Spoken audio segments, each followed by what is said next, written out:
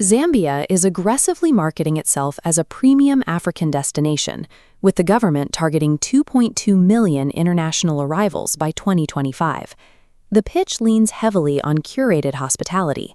Agencies promote specialized halal tourism, highly structured safaris, and the country's ranking as a top 10 safe destination. But there is a massive gap between a marketed holiday and operational reality. If you step outside that tourist infrastructure, does the frictionless environment hold up? Your experience on the ground will depend entirely on your timeline. Buying a short-term, fully managed tour yields a completely different reality than attempting to build a long-term local footprint. Understanding the distinction between a country that is safe for tourists and one that is favorable for business is the single most critical factor before moving capital or personnel into the region. To evaluate these dual realities, we can look at a framework we'll call the Zambia 2025 Engagement Matrix. The horizontal axis measures your timeline, ranging from a leisure stay of a few days to a business presence spanning several years. The vertical axis measures institutional exposure. At the bottom, low-friction, curated experiences. At the top, high-friction and deep integration with local bureaucracies. Notice these two primary zones, the leisure track and commercial track, do not overlap. They operate as distinct ecosystems. Navigating Zambia successfully means accepting that you cannot straddle the line. You have to definitively place your capital and your time into one of these two disconnected worlds. Let's look first at the leisure track, centered around hubs like Livingstone and Victoria Falls. This track requires a high financial input. You pay premium rates, like $90 for a brief 3-hour game drive in the Mosi Tunya National Park. In exchange for that premium, you get guaranteed outcomes. Operators facilitate close-up experiences like tracking white rhinos on foot with specialized guides. Agencies handle all the logistics, creating a highly controlled environment that ensures cultural and dietary requirements are met without the visitor lifting a finger. But this operational ease comes with a strict geographic limitation. Visitors are essentially confined to established high-end hubs.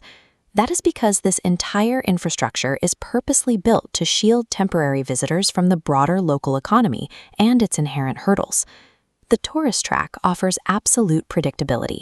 You are buying a frictionless reality, provided you are willing to pay the steep financial premium to remain inside that insulated bubble. Now, compare that to the commercial track in administrative and industrial centers like Lusaka and the Copperbelt region. Here, your operational input changes. You're engaging directly with local commercial real estate and hiring from the domestic labor market.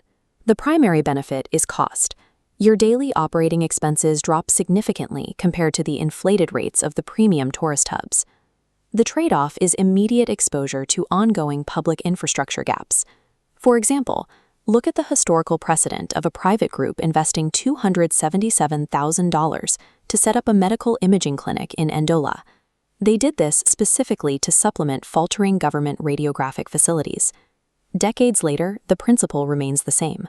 Commercial operators frequently have to build and rely on their own parallel private systems, rather than expecting seamless public infrastructure. Operating in the commercial track means the curated protections of the tourist bubble evaporate. You have to engineer your own safety nets.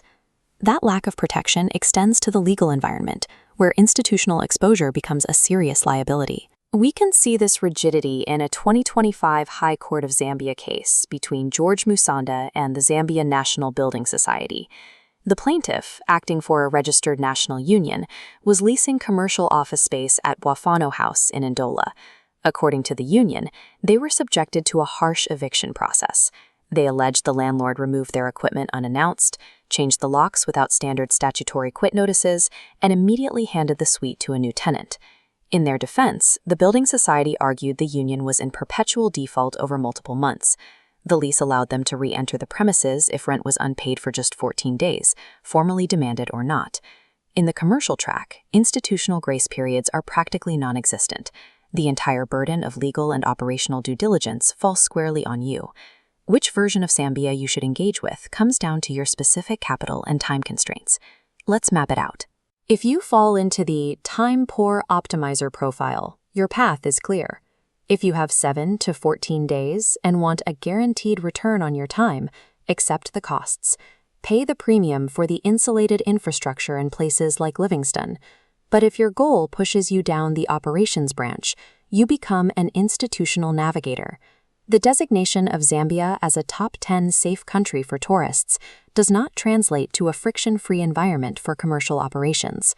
Choosing the commercial track mandates heavy, upfront investment in local legal counsel and private infrastructure fallbacks to ensure you can operate continuously. The state will not buffer your day-to-day operations. The burden of maintaining continuity falls entirely on you. Definitively choose your lane before you arrive. Budget your patience and your capital accordingly. Zambia rewards both the premium tourist and the resilient investor, but only if you respect the strict boundaries and rules of the track you choose to play on.